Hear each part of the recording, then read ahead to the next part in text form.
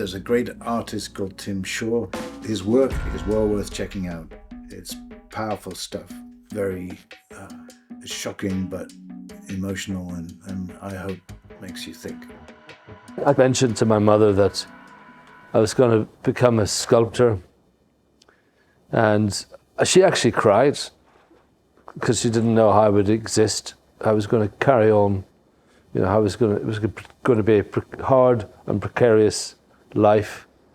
And, growing up in Northern Ireland at that time, announcing you were going to be an artist or a sculptor, whatever, it didn't go down the easiest way. For much of my secondary school education, I was a disruptor, and I think it became more so as I got older. And this wonderful art teacher sat down with me one day and said, "I would like you to work with some clay." And I immediately thought, great, here's another type of material that I can use to fire around the room and disrupt, a new medium for disruption. And I asked him, "Well, what do you want me to make?" And he said, "Why don't you make a head or some hands or feet?" The art teacher was very pleased with what I was doing and very supportive. And I think this just gave me a much more of a reason for life.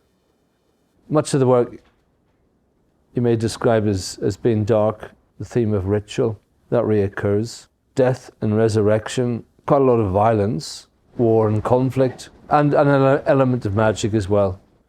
Looking back, obviously everything comes from your beginning.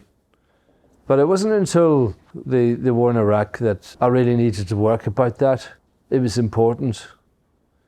And that kind of opened the sluice gates for much of what had happened in the past growing up, which I'd avoided ever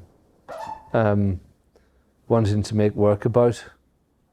Because I think, when you're sort of brought up in a conflict situation, we called it the Troubles, you build a sort of a psychic protective shell around you, and so everything kind of seemed normal, but it was a strange kind of normality.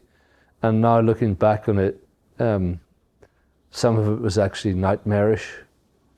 I think Tim felt that maybe I'd chosen this image because, in effect, this figure was standing there and being judged and burnt in a way as maybe the result of the judgment. But I just responded to the photograph of this very strange figure that was burning.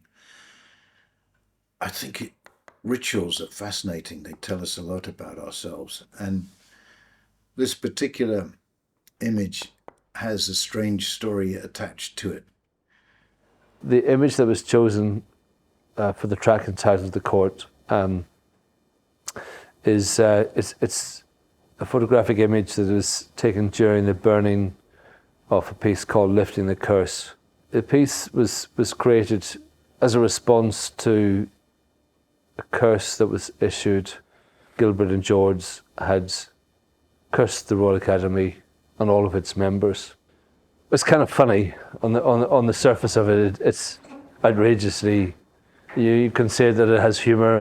On another level, it kind of stuck in my mind, and I thought, well, I'm a member of the Royal Academy. I've just been cursed. I kind of knew what I was going to do.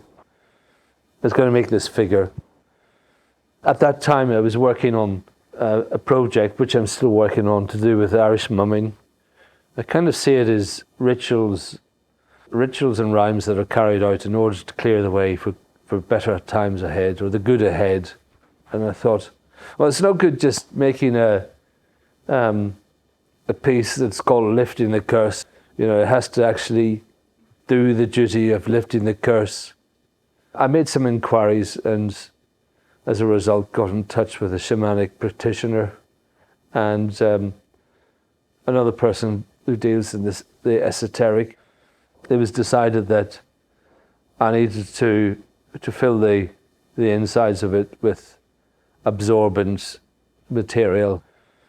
There's a blanket with charcoal, and on its chest was a heart-shaped burnt piece of wood, which hung from the torso with bent nails pressed into it, and a bottle full of broken glass, and the whole lot was bound with copper wire. It was sent to the Royal Academy, and there it stood for 3 months, absorbing the curse.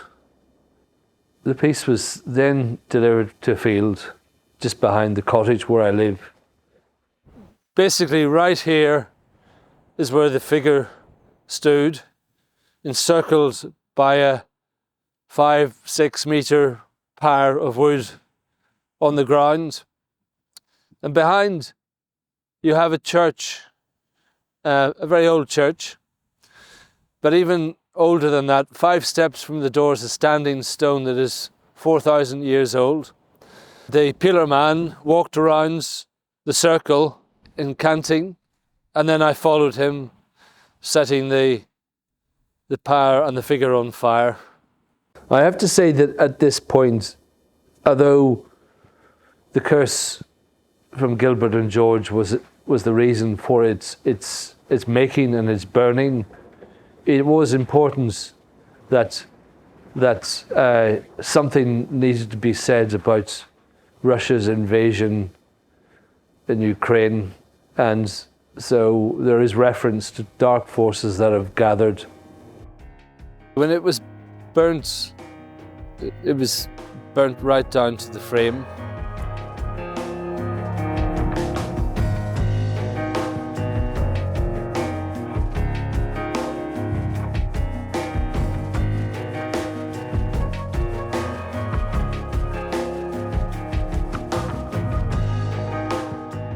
The procession came down here. The drummers, cunning man, the os, the obios, and then we gathered, took the burnt ashes or the burnt bits of wood, and then threw them to the river, and that was it. We'd done our business, and the curse had been transformed into something positive.